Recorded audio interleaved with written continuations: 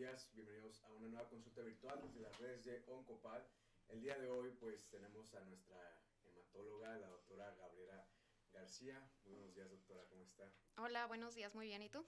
Muy bien, doctora, ¿cómo estás? ¿Qué tal su fin de semana? ¿Todo tranquilo, Sí, muy caluroso, agradable, bochornoso? tranquilo, bochornoso. Y apenas nos estamos adaptando a los climas de aquí, Sí, que así ya es. está entrando la primavera y todo eso. Sí.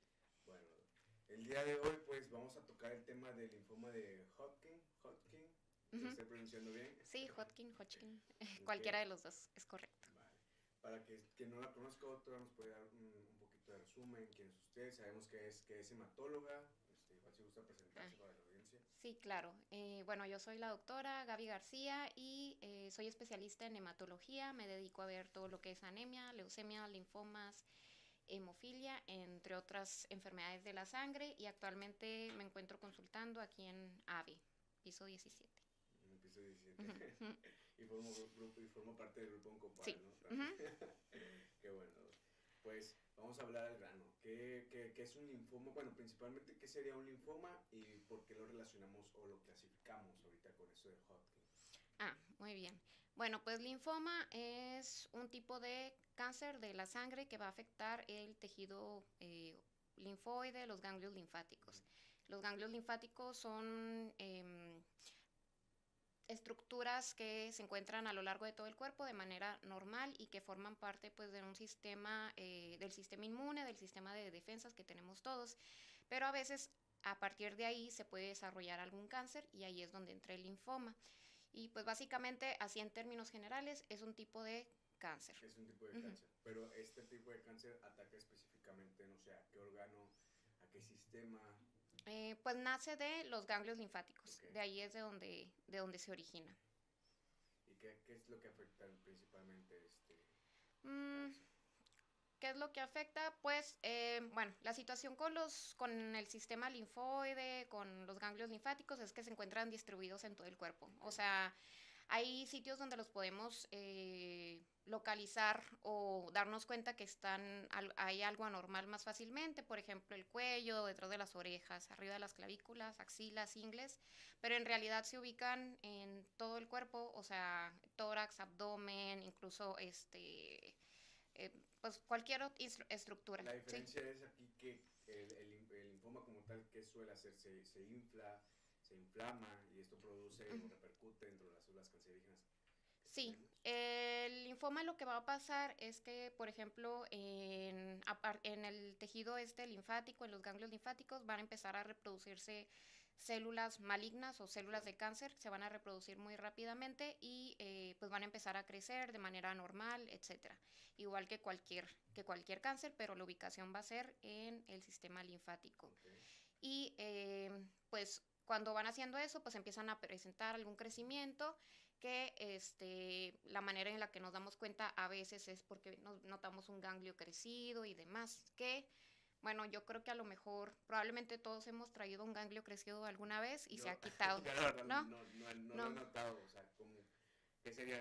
Obviamente imagino que sobresale de sí, la piel. sí, pero por lo general cuando son un proceso así como que transitorio Ok, o reactivo, es algo muy pequeño, casi que no, poco notable. sí, poco notable. Entonces, por ejemplo, los ganglios linfáticos tienen su razón de ser y su razón de ser es que ayudan a las defensas del cuerpo. Entonces, por ejemplo, cuando nos enfermamos, no sé, de la garganta, de alguna infección, van a empezar a tener más actividad Ok, para defenderse de ese microorganismo y por eso es que presentan un poquito de crecimiento, pero lo que va a pasar es que a medida que se neutraliza el microorganismo y se recupera la persona de la enfermedad, el ganglio linfático va a recuperar su tamaño normal y ya como si nada.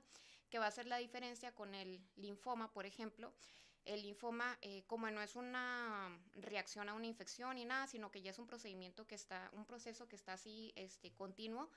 eh, va a seguir creciendo y va a seguir creciendo. Y eso es lo que nos ayuda a diferenciar clínicamente entre un proceso benigno y maligno. ¿Sí? Si hablamos de procesos benignos o malignos, cuando ya se identifica, obviamente, que la persona tiene un linfoma y ya este se clasifica como de Hodgkin, ¿cómo se da cuenta o cómo se puede evaluar en qué etapa llega paciente? ¿Por los síntomas? ¿Se hace un estudio? Bueno, si ya tenemos el diagnóstico de un linfoma de Hodgkin, bueno, lo que vamos a hacer es estadificar y Ok, ver en qué estadio está, que son 4, y ver si está en un estadio temprano o avanzado. Y lo que hacemos es tomar estudios de imagen, que puede ser una tomografía, que va a ser desde el cuello hasta el abdomen, o puede ser también un PET-CT. Cualquiera de los dos nos sirve para ver en qué estadio se encuentra, qué tan diseminada está la enfermedad, y en algunos casos hacemos lo que es una biopsia de médula ósea, ok. que se hace aquí en el huesito, y ahí vamos a ver si el linfoma está afectando también la médula ósea. Aquí, por ejemplo, en este tipo de cáncer, ¿qué síntomas podemos llegar a presentar? Pues quizá alguna, entiendo que es cáncer, es cáncer en la sangre, pero da los mismos síntomas que presentara quizá una leucemia o alguna anemia, o son similares ahí. Algunos sí pueden tener algunas similitudes, pero bueno, los síntomas así o característicos o que siempre preguntamos en Ujú. enfermedades hematológicas son unos síntomas que se llaman síntomas B, Ok, y van a ser 3, que van a ser fiebre, pues sería temperatura de 38 para arriba, ok. que no va a estar asociada, por ejemplo, a una infección ni nada, o sea, va a ser como una fiebre inexplicable. Que no sea como que te da Sí, una ajá, gripa o sí, una exacto. temperatura, ¿no? O sea, porque eso es de esperarse. Ok. Pero así como que los pacientes a veces comentan, ¿sabe qué? Es que en las noches empiezo así con fiebres. Eso es algo así como que a veces puede suceder. No es de siempre, pero siempre lo preguntamos porque para tenerlo así detectado, y eso nos orienta a que podría ser un linfoma. La otra cosa que sería sudoraciones por la noche, que también pues obviamente cuando hace calor, etcétera, que Ahorita todos sí, sudando. sí, exacto, exacto. Pues sí hay sudoración, pero los pacientes que manifiestan este síntoma y que tienen linfoma, como que es una sudoración excesiva para la temperatura. Incluso así mojan las sábanas, la almohada y todo. Entonces, ese es otro síntoma. Y el otro es una pérdida de peso, y pues la pérdida de peso tiene que ser no intencionada, por así decirlo. A lo que se refiere es que el paciente pierde peso, pero no es porque Porque esté haya... haciendo una dieta o Exacto, esté haciendo ejercicio, pierde así sí, como que o sea, peso. sí, no, así sin hacer nada. Porque digo, obviamente si empiezas a comer menos o empiezas a tener más actividad física, pues es esperado. Es una consecuencia de, Sí, ¿no? entonces si a veces los familiares de los pacientes o los pacientes me mencionan de que, ay, pues ya lo noto así como que muy flaco, la ropa le queda floja, Ujú. etcétera. Y aparte, pues se da como que muy rápido, ¿sí? O O sea, sea, muy rápido en qué tiempo más, o sea, por que ejemplo, se note un cambio. sí, o sea, por ejemplo, hay pacientes que incluso en un mes, Ya bajan. ajá, sí. Entonces, Ok, por ejemplo, yo siento que cuando perdemos peso y que es algo así como que muy lento, no es tan fácil que nos demos cuenta. ok. Pero estos pacientes, pues sí, es algo que se presenta así muy rápido, 1, 2, 3 meses y mucho. Y esta pérdida de peso tiene que ver también que, por ejemplo, me imagino que cambian quizá los hábitos de consumo, los hábitos alimenticios, o eso es muy independiente a...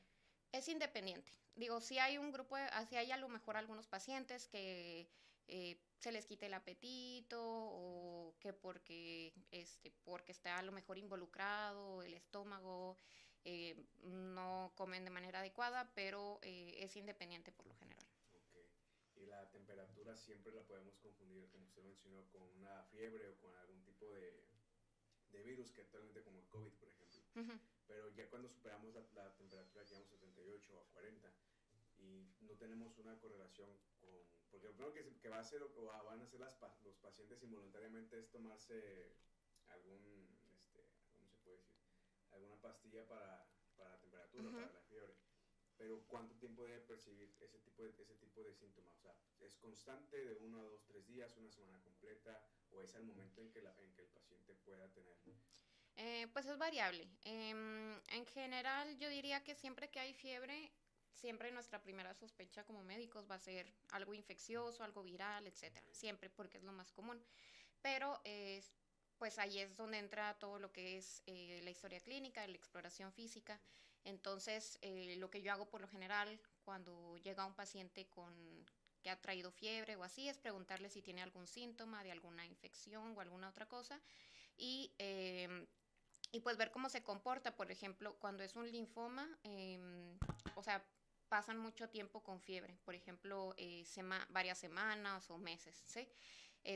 Y eso pues de hecho pues no es lo habitual, por ejemplo, cuando hay alguna infección o cosas así. La verdad Ok. que a lo mejor la pasamos con fiebre 1 o 2 días o una semana o cosas así. Pero también independientemente me puede dar, digo, a lo mejor es una pregunta absurda, pero me tengo la curiosidad ahorita de cuando esté una persona, por ejemplo, ahorita que estamos en temporada de calor y pues estamos bajo el clima, eso independientemente se va a generar. Sí, exacto.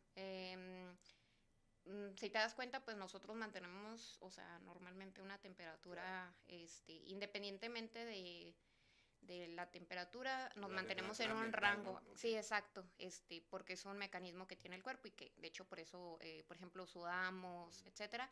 Entonces, sí, no importa, o sea, por ejemplo, si una persona va a desarrollar fiebre por cualquiera que sea su causa, aunque esté con el aire acondicionado y Ah, todo todo, ok. lo va a presentar, ¿sí? Ok. Ahorita que estamos hablando específicamente de Hodgkin, este tipo de cáncer, ¿cómo es que se propaga en el cuerpo o durante cuánto tiempo ya es que empieza a afectar o ya se empieza a considerar que pues se encuentra el paciente o la persona en una etapa, pues no digamos crítica, pero sí donde ya requiere el 100% atención médica de urgencia? Ok.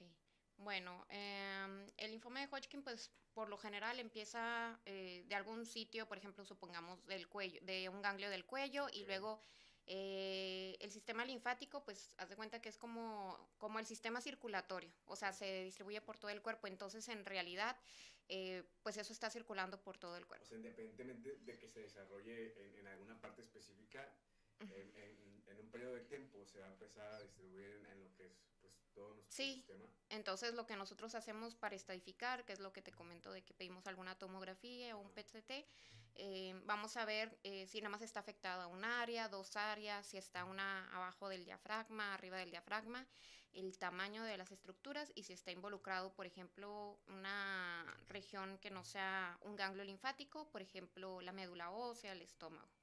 Entonces ahí lo consideraríamos estadio 4.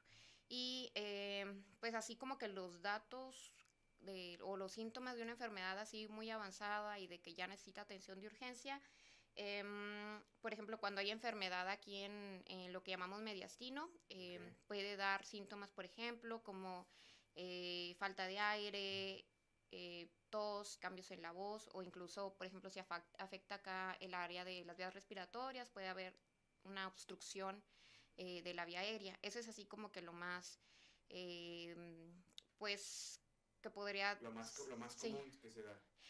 pues lo que nos podría marcar así como que de que hay una urgencia, ¿sí? Ok. No es lo más común porque por lo general la gente se atiende antes de Ah, llegar a eso, ok, ¿verdad? ok. Pero sí puede suceder. Por ejemplo, si es acá o así, la gente se da cuenta más fácil de que trae alguna bola aquí y va a atenderse. Y este tipo de cáncer, si es, o sea, ¿es tratable, es curable o es un proceso, una fusión de ambos para llegar a un punto de, pues, de curación, ¿no? Baja la redundancia. Sí es curable, sí es bastante curable, digo, depende del En la etapa donde estadio y se todo encuentre, eso, ajá. pero sí se puede curar con quimioterapia, que es lo que usamos usualmente, en algunos casos radioterapia, pero en general la mayoría de los pacientes solo va a requerir quimioterapia. Cirugía o algo así, no hay, requiere algún tipo de No, intervención, algún tipo de no. trasplante, por ejemplo, no sé. La única vez en la que usamos pues cirugía es, por ejemplo, cuando se hace la biopsia del diagnóstico, Ok. o sea, por ejemplo, que el paciente se nota que trae aquí un ganglio crecido. Va con el médico, que en este caso sería un oncocirujano, y le realiza lo que llamamos una biopsia excisional, se Ok. manda a patología y ya nos reportan un linfoma de Hodgkin. Y hasta ahí es, Como que el procedimiento más, sí, ¿cómo se dice? Invasivo que se sí, puede hacer ujú, en el sí. cuerpo. Sí, y lo que también me gustaría así como que recalcar es que la cirugía en este tipo de enfermedad no es una curación, ¿sí? Ok. Hay cánceres en los que, por ejemplo, se detectan en estadios muy tempranos, se hace cirugía y ya ni siquiera se tiene que dar radioterapia o alguna otra cosa. Pero en este caso, por lo mismo de las características de la enfermedad y todo, si, por ejemplo, aunque una persona nada más tuviera un ganglio afectado y se quita ese, se tiene que dar quimioterapia, ¿sí? Entonces, eso también es importante. Y en cuanto al trasplante, no es algo que usemos así de primera línea, o sea, no es para todos los pacientes. El contexto en el que se usa el trasplante va a ser en el contexto de que un paciente, por ejemplo, se le da tratamiento y presenta alguna recaída O bajan sus plaquetas o algo así. sí, o es, pues no tanto, por ejemplo, si fuera una enfermedad en recaída, o sea, que el paciente se curó y luego regresó la enfermedad, esos pacientes se consideran para un trasplante autólogo.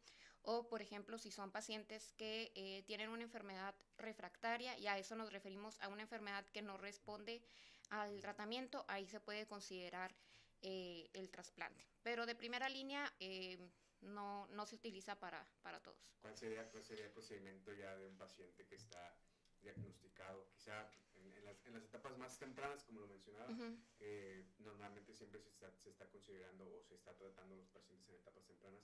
¿Cómo sería si no el proceso de abordar tanto al paciente, el proceso pues de tratamiento que conllevaría? Yo también entiendo que cada paciente es personalizado por como lo han estado mencionando, pero aquí en este caso, ¿cómo sería?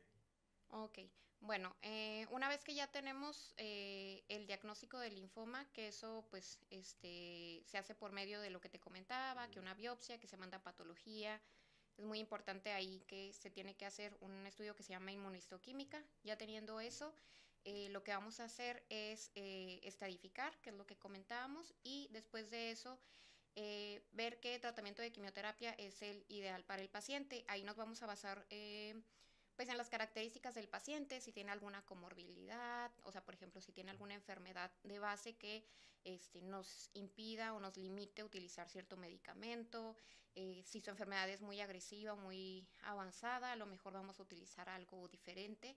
Y en base a eso, por lo general, los ciclos que damos en estos pacientes son ciclos de quimioterapia con 4 medicamentos Okay. y que se van a poner cada 15 días el medicamento de manera intravenosa, ¿sí?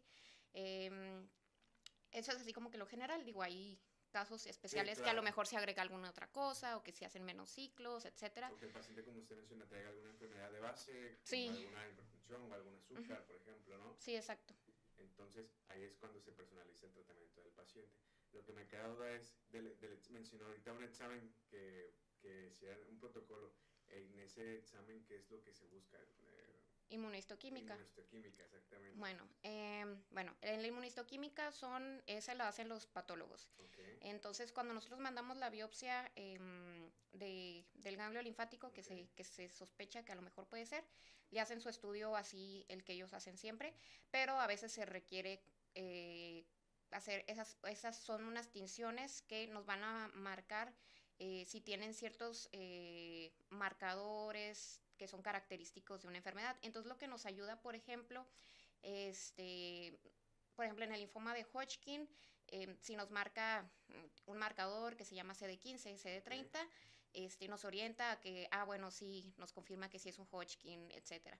Porque dentro de los linfomas tenemos Hodgkin, no Hodgkin, y luego aparte de ahí tenemos otros más.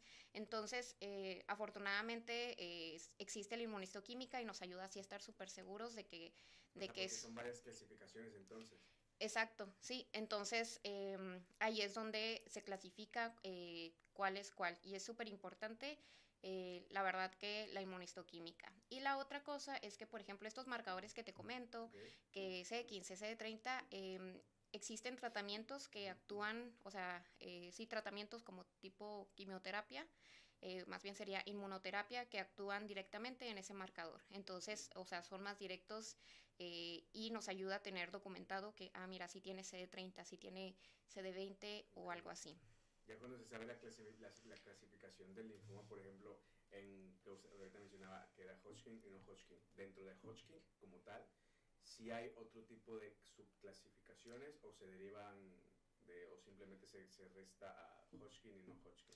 No, sí hay. El que se divide bastante es el no Hodgkin, pero el Sí, Hodgkin también se divide en algunas clasificaciones histológicas, pero en general, pues el tratamiento es muy similar. similar Sí. y afecta, o sea, independientemente de las clasificaciones, afecta de forma similar.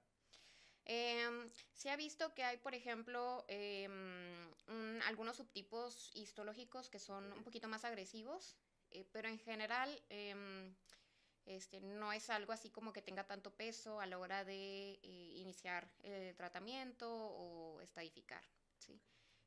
En general, la verdad, se comportan así De forma similar. similar, ¿no? Sí, Independientemente de sí, que... o sea, si nos vamos así muy estrictamente, sí hay, por ejemplo, unos que se llaman de depresión linfocitaria, Ok. que se consideran que son, pues, de peor pronóstico o, de- De sí. peor pronóstico, pero ¿qué tan peor? O sea, crítico como terminal o de que pudiera llegar a tener algún tipo de síntomas mayores de los que ya No, están pues, establecidos. en realidad esos también se pueden curar, Ok. o sea, no es de que, ah, no, es que como tienes ya Ya no no tengo lo nada que puedes ofrecerte, curar. no. Ok.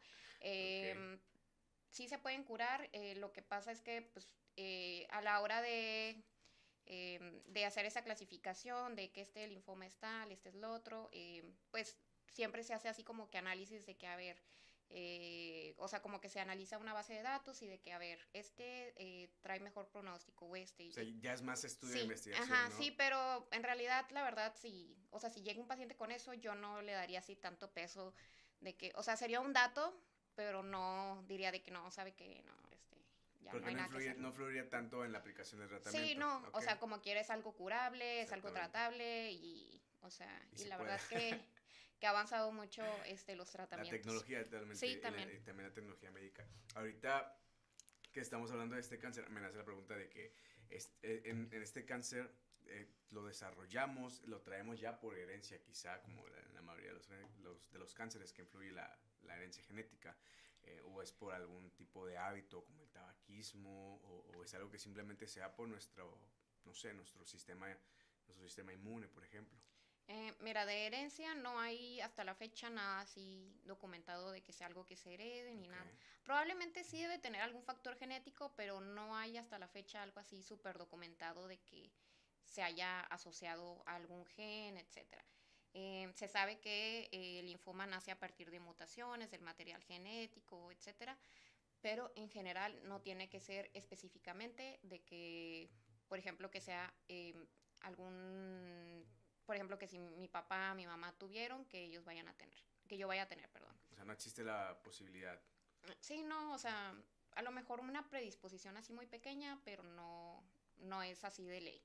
Ok. Y pues factores de riesgo, eh, pues igual que cualquier cáncer, bueno, no, cada uno tiene diferente, pero por ejemplo en el linfoma, pues exposición a radiación, a químicos, pesticidas, por ejemplo, pues sí, básicamente eso. Digamos que normalmente Ujú. este tipo de cáncer o se da en la población que trabaja que pues en fábricas, puede ser que en algún área química donde esté expuesta a este tipo de agentes externos al cuerpo, ¿no? Sí, sí, pero en realidad pues hay gente que no tiene nada de esos factores de Y le riesgo da y le puede dar, entonces todavía no se sabe así como que. a ciencia cierta qué es lo que le Ajá, está no, dando. no, todavía no se sabe así exactamente porque hay personas a las que les da y otras a las que no les da. Entonces, pues ahí espero algún día sepamos. ¿Y qué tan grave, por ejemplo, es cuando una persona no se está, o sea, no se trata, no sé, por X o Y razón, Ujú, este, cuál sería el caso más crítico, ¿no? Obviamente sabemos que va a llegar pues, a la ujú. etapa terminal, a la etapa de la muerte, pero dentro de esa rama, durante ese proceso de que avanza la enfermedad, qué tan crítica puede ser la reacción en cuanto a los síntomas, ¿no? ¿Qué más le podría dar al paciente, por ejemplo? Bueno, una de las complicaciones más graves es esa que te comento de cuando hay, por ejemplo, masa aquí en mediastino y que empieza a crecer y todo y empieza este, a obstruir las vías aéreas y acá la tráquea, etcétera, y pues obviamente empieza a comprometer lo que es la respiración. Luego, por otro lado, tenemos una complicación que se llama síndrome de lisis tumoral, que es así, pues en general cualquier cáncer o la mayoría pueden presentar esa complicación. ¿Qué quiere decir? Ujú. Que las células tumorales están liberando bueno, sustancias que van a generar complicaciones, entre ellas, por ejemplo, se va a elevar el ácido úrico, y va a afectar el riñón, se deteriora la función renal, Ok, desequilibrios de electrolitos, por ejemplo, el potasio, el calcio y todo eso, las complicaciones que nos va a dar, por ejemplo, las complicaciones de calcio, potasio, nos puede dar afectación en el ritmo cardíaco, nos puede dar arritmias, que obviamente se puede desencadenar en un paro cardiorrespiratorio. claro. Y, por ejemplo, lo del riñón, pues O sea, llega al punto incluso hasta de dializar al paciente, exacto, ¿no?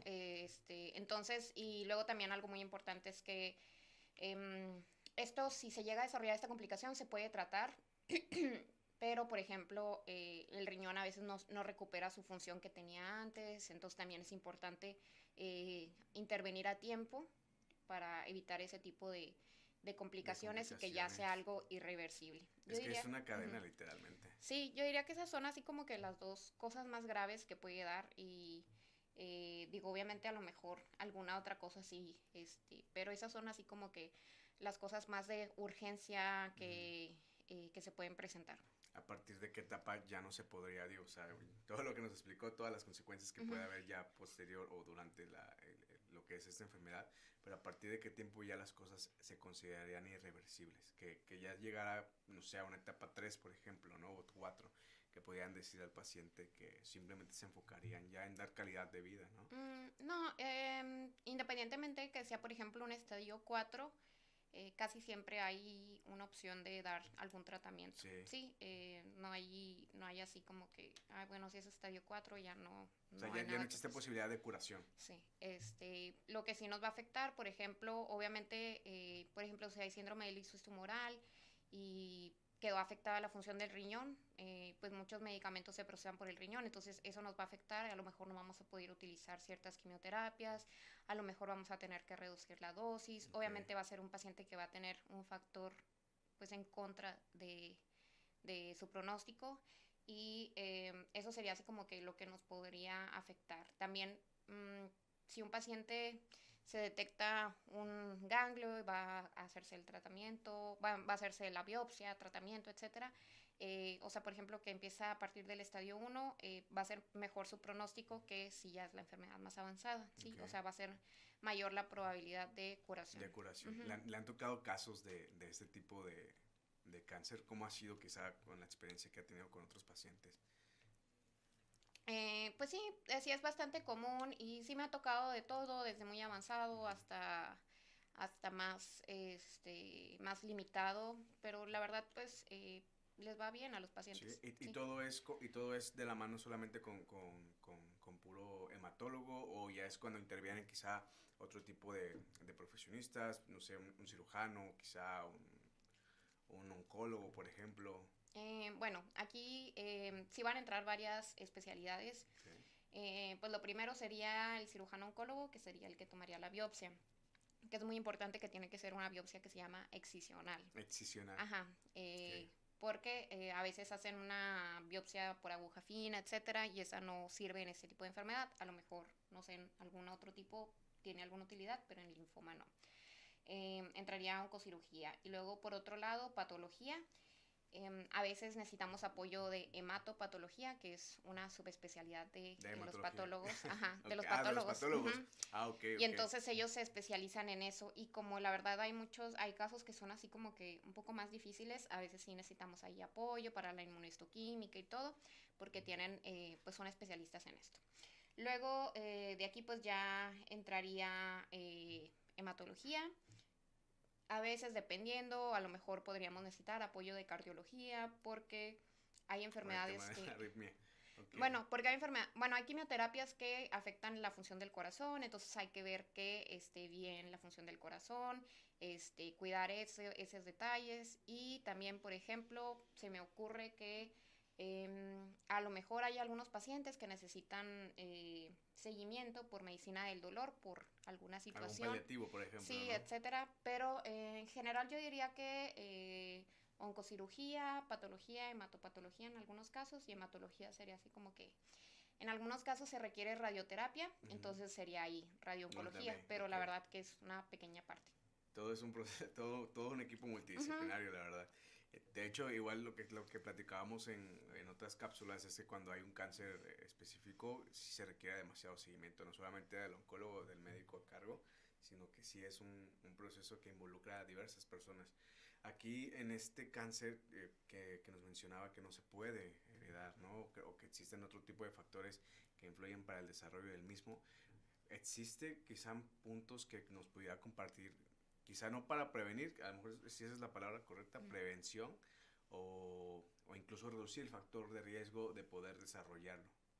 Em, pues la manera de prevenir sería disminuir la exposición a factores, por ejemplo, que a radiación, que a químicos, Ujú. etcétera. Pero pues es lo único que se puede hacer, no hay otra cosa. Al sol, o sea, nada de exposiciones a químicos o a radiaciones específicamente, por ejemplo, Eh, como en el sol. Específicamente sería más, por ejemplo, radiación que llamamos ionizante, que es como la de los rayos X, cuando nos vamos a tomar una radiografía. Ah, ok. No quiere decir que no te Que no puedes te vayas tomar, a tomar ajá, no quiere nada. decir eso, pero hay gente que tiene más exposición, Ok. ¿sí? Pero un estudio así de radiografía, una tomografía, no pasa nada. O sea, sí es radiación, pero no es una Pero no es dosis una que... dosis que Ujú. nos pueda afectar, Sí, y ¿no? obviamente si te están pidiendo una radiografía es por algo que la Sí, que algo que necesitas. necesito, exactamente. Sí, entonces, pero en general pues no es algo así como que yo creo que la mayoría Que tengamos podía ese decir que factor de evitan, ¿no? riesgo. Pero pues sí, por ejemplo, muchas veces, por ejemplo, algo laboral. Por ejemplo, la computadora, digo, existen esos mitos, que Ujú, la computadora, el celular, las tabletas, hasta los microondas, tengo entendido que pueden producir algún tipo de afectación. sí, pues en cuanto al linfoma, pues lo que se tiene así o Ujú. lo que se podría decir que tiene algo que ver es la radiación ionizante, que serían rayos X, por ejemplo, em, las personas que trabajan, por ejemplo, en En alguna planta, ah, ok, en radiología, radiología. etcétera, a lo mejor tienen más exposición y de hecho por eso creo que les dan un poco más de periodos vacacionales o descansos porque sí, Sí, porque tienen, por el mismo ajá, tema. y traen algo para medir cuánta radiación llevan de exposición, etcétera, porque hay que cuidar mucho eso. Y también, por ejemplo, personas que trabajen con químicos, por ejemplo, em, en salones de belleza o cosas así, pues mi recomendación sería obviamente siempre guantes, mascarilla, Mascarilla. etcétera. Y pues sí, básicamente, o personas que estén en trabajo así como que de campo, pues siempre Ah. usar protección. Digo, lo ideal sería no exponernos, pero a veces, pues sí, por el trabajo se Sí, la misma necesita, pues cotidianidad nos obliga a estar expuestos. sí, No podemos estar en una burbuja de cristal y protegernos al 100% exacto. como quisiéramos, pero pues doctora, gracias por compartirnos esta información. La verdad le agradezco mucho su tiempo. Antes de que terminemos esta cápsula, pues ya que iniciando la semana, ya la última semana de marzo, ¿algo más que quiera agregar? ¿Dónde la podemos consultar? Nos puede compartir sus redes sociales. ¿Dónde la encontramos? Bueno, pues muchas gracias por la invitación y a mí me pueden encontrar aquí en Centro Médico AVE, que es donde estoy consultando, en el piso 17 y pues mis redes sociales, bueno, estoy en Instagram, TikTok y Facebook. Promociones. Y Sí, y pues básicamente eso, no me sé así todos todos los nombres, pero ajá. doctora.gabiemato o así. De hecho van a estar apareciendo de que sus TikToks Bueno, qué están muy bueno. buenos, ¿eh? Muy, Bueno. muy informativos, Ah, muy bueno. digeribles. Bueno. ¿Sí? Va a seguir siendo contenido, me imagino, todavía. Sí, sí, ahí Sí. cuando tengo oportunidad. Sí, trato. Ya después nos vamos a regalar su autógrafo Sí, sí. de tanta viralidad que se va a hacer. Muy bien. No, hombre, le agradezco mucho su tiempo. Espero que pues podamos atenderla nuevamente, quizá en otro tema. Igual dejen en los comentarios qué tema les gustaría que pudiéramos tocar con la doctora Gaby, que es nuestra especialista en hematología. Y pues les agradezco por estar nuevamente con nosotros en un live desde las redes de Oncopal. Suscríbanse a todos los canales, compartan este contenido, dejen sus preguntas, sus comentarios, interactúen. Y pues bueno, nos estamos viendo en una próxima consulta virtual. Excelente día y bonito inicio de semana a todos.